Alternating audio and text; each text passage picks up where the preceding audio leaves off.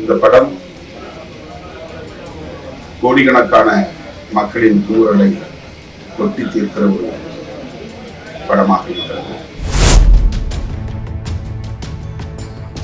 படம் என்றால் மசாலாவாக இருக்க வேண்டும் என்று கருதாமல், திரைப்படங்களில் காதல் இருக்க வேண்டும், தூய காட்சிகள் இருக்க வேண்டும், கவர்ச்சி காட்சிகள் இருக்க வேண்டும் என்றெல்லாம் கணக்கு போடாமல், இந்த சமூகம் ஒவ்வொருவரும் எண்ணி பார்த்து திருந்த வேண்டும் என்கிற அளவுக்கு, எல்லோரும் திரண்டு இட வேண்டும் என்கிற அளவுக்கு, டாஸ்மாக் என்கிற அரக்க சக்திக்கு எதிராக போராட வேண்டும் என்கிற அளவுக்கு, போர்க்குணத்தை தூண்டக்கூடிய அளவுக்கு பொறுப்புணர்வோடு இயக்குனர் தலைமையில் இந்த குழு செயல்பட்டிருக்கிறது.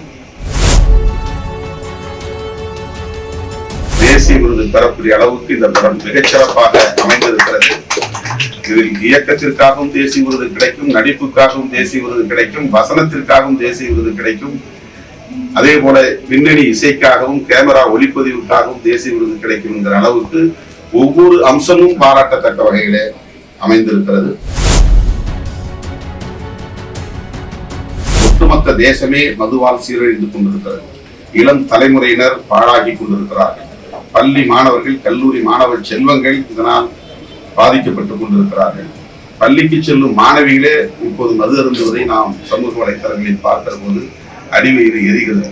ஒட்டுமொத்தமாக இப்படி குமைந்து கிடக்கிற, குமுறி கொண்டிருக்கிற சமூகத்தின் உணர்வுகளை பிரதிபலிக்கக்கூடிய ஒரு திரைப்படமாக சாலா அமைந்திருக்கிறது.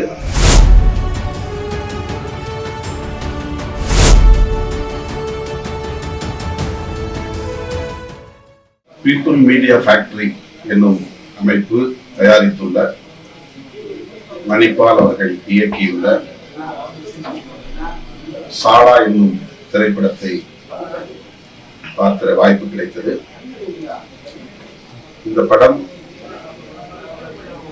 கோடிக்கணக்கான மக்களின் தூரலை கொட்டி தீர்க்கிற ஒரு படமாக இருக்கிறது. மதுவால் இந்த நாடு எவ்வாறு சீரழிந்து கொண்டிருக்கிறது, சமூகம் எவ்வளவு பாதிப்புகளை சந்தித்துக் கொண்டிருக்கிறது என்பதை மிக சிறப்பான முறையில் சமூக பொறுப்புணர்வோடு தயாரித்திருக்கிறார்கள். மணிபால் மிகச்சிறப்பாக இதை இயக்கியிருக்கிறார். இதனுடைய கதாநாயகராக நடித்திருக்கிற நடராஜ் அவர்களும், கதாநாயகியாக நடித்திருக்கிற ரேஷ்மா அவர்களும் இந்த படத்தில் முதலாக நடிக்கிறார்கள் என்று சொல்லப்பட்டாலும் அவர்கள் மிக தேர்ச்சி பெற்ற கலைஞர்களாக முதல் படத்திலேயே வெளிப்பட்டிருக்கிறார்கள். இந்த படத்தில் கதாநாயகன் கதாநாயகி என்று சொன்னாலும் கூட அவர்கள் சமூக பொறுப்புள்ள போராளிகளாக நடித்திருக்கிறார்கள் என்பதுதான் சிறப்புக்குரியது.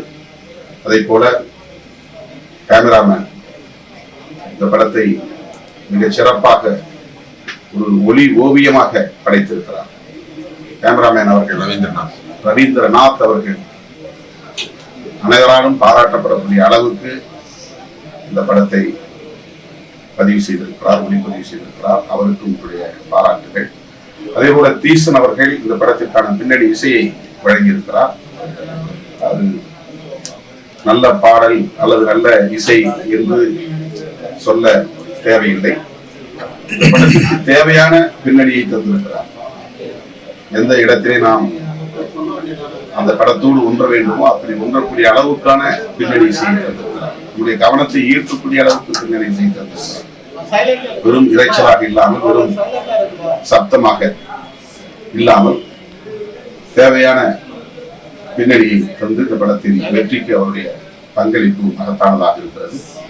இந்த படத்தை இயக்கியிருக்கிற மணிபால் அவர்களும் அவரோடு இணைந்து பணியாற்றி இருக்கிற கலைஞர்களும் ஒரே சிந்தனை வேகத்தில், அலைவேகத்தில் செயல்பட்டிருக்கிறார்கள். முழுமையான ஈடுபாட்டுடன் செயல்பட்டிருக்கிறார்கள். சமூக பொறுப்புணர்வுடன் செயல்பட்டிருக்கிறார்கள். வணிக நோக்கம் இல்லாமல், படம் என்றால் மசாலாவாக இருக்க வேண்டும் என்று கருதாமல், திரைப்படங்களில் காதல் இருக்க வேண்டும், தூய காட்சிகள் இருக்க வேண்டும், கவர்ச்சி காட்சிகள் இருக்க வேண்டும் என்றெல்லாம் கணக்கு போடாமல், இந்த சமூகம் ஒவ்வொருவரும் எண்ணி பார்த்து திருந்த வேண்டும் என்கிற அளவுக்கு, எல்லோரும் திரண்டு இழ வேண்டும் என்கிற அளவுக்கு, டாஸ்மாக் என்கிற அரக்க சக்திக்கு எதிராக போராட வேண்டும் என்கிற அளவுக்கு, போர்க்குணத்தை தூண்டக்கூடிய அளவுக்கு பொறுப்புணர்வோடு இயக்குனர் தலைமையில் இந்த குழு செயல்பட்டிருக்கிறது. தேசிய விருது பெறக்கூடிய அளவுக்கு இந்த படம் மிகச்சிறப்பாக அமைந்திருக்கிறது. இதில் இயக்கத்திற்காகவும் தேசிய விருது கிடைக்கும், நடிப்புக்காகவும் தேசிய விருது கிடைக்கும், வசனத்திற்காகவும் தேசிய விருது கிடைக்கும், அதே போல பின்னணி இசைக்காகவும் கேமரா ஒளிப்பதிவுக்காகவும் தேசிய விருது கிடைக்கும் என்கிற அளவுக்கு ஒவ்வொரு அம்சமும் பாராட்டத்தக்க வகையிலே அமைந்திருக்கிறது. எல்லாவற்றையும் விட சமூக பொறுப்புணர்வு, சோசியல் ரெஸ்பான்சிபிலிட்டி என்பதுதான். ஒட்டுமொத்த தேசமே மதுவால் சீரழிந்து கொண்டிருக்கிறது. இளம் தலைமுறையினர் பாழாகி கொண்டிருக்கிறார்கள். பள்ளி மாணவர்கள், கல்லூரி மாணவர் செல்வங்கள் இதனால் பாதிக்கப்பட்டுக் கொண்டிருக்கிறார்கள்.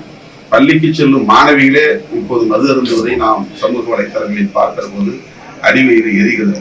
ஒட்டுமொத்தமாக இப்படி குமைந்து கிடக்கிற, குமுறி கொண்டிருக்கிற சமூகத்தின் உணர்வுகளை பிரதிபலிக்கக்கூடிய ஒரு திரைப்படமாக சாலா அமைந்திருக்கிறது. இந்த படம் வெற்றி பெற வேண்டும். ஒவ்வொரு ஜனநாயக சக்தியும் இந்த படத்தை தூக்கி கொண்டாட வேண்டும். நாடு முழுக்க இதை எடுத்து சென்று மக்களிடையே விழிப்புணர்வை ஏற்படுத்த வேண்டும். இயக்குனர் மணிப்பால் அவர்களையும் அவரோடு இணைந்து பணியாற்றிய அனைவரையும் நான் நெஞ்சார பாராட்டுகிறேன். விடுதலை சிறுத்தைகளின் சார்பில் அவருக்கு மிகச்சிறப்பான ஒரு பாராட்டு விழாவையும் நாங்கள் நடத்துவோம் என்று எழுத்தாளர், சமூக செயல்பாட்டாளர்,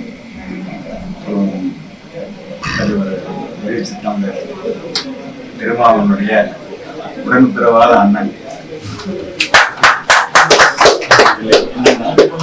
இவ்வளவு துணிச்சலா அரசாங்கமே நடத்தக்கூடிய ஒரு இழி செயலை எதிர்த்து துணிச்சலான ஒரு செய்தி அந்த படம் நமக்கு எல்லா மக்களுக்கு எடுத்து உரைக்கிறது. அதுல வெறும் செய்தியை எடுத்து வரைக்கும் ஒரு டாக்குமெண்ட் மாதிரி இல்லாம ரொம்பவும் ஒரு அழகான ஒரு கதை பின்னர். அது என்கிட்ட ஒரு திருப்பத்துக்கு அப்புறம் திருப்பம், ஒரு எதிர்பாராத திருப்பங்கள் என்கின்ற முறையில கதை சொல்லும் முறை மிகவும் பாராட்டத்தக்கதா இருக்கு. இது இந்த இயக்குனர் மணிப்பாலனுடைய முதல் படம் என்பதும், இதுல நடிக்கக்கூடிய நடிகர்கள், கலைஞர்கள் அவர்களுக்கு இதுதான் முதல் படம் என்பது நம்பவே முடியல. அப்படி ஒரு ப்ரொஃபஷனலா அவ்வளவு திறமையோட ஒவ்வொருத்தரும் தங்களுடைய பாத்திரத்தை வகிச்சிருக்காங்க. அவங்களுக்கு இந்த படத்தை பார்த்ததுல அந்த குடிக்கு எதிராக தொடர்ந்து வரக்கூடிய திருமாவோட இந்த அரிய அவருக்கும் இந்த படத்தோடு சம்பந்தப்பட்ட அனைவருக்கும், குறிப்பாக இயக்குனருக்கு மணிப்பாலுக்கும் நம்பவே முடியாத அளவுக்கு மிக அழகான ஒரு நடனம் ஆடிய அவருக்கும், தங்கராஜ் அவருக்கும், அப்புறம் இந்த சின்ன பெண்மணி அவங்களுக்கும் என்னுடைய வாழ்த்துக்களை தெரிவிச்சுக்கிறேன்.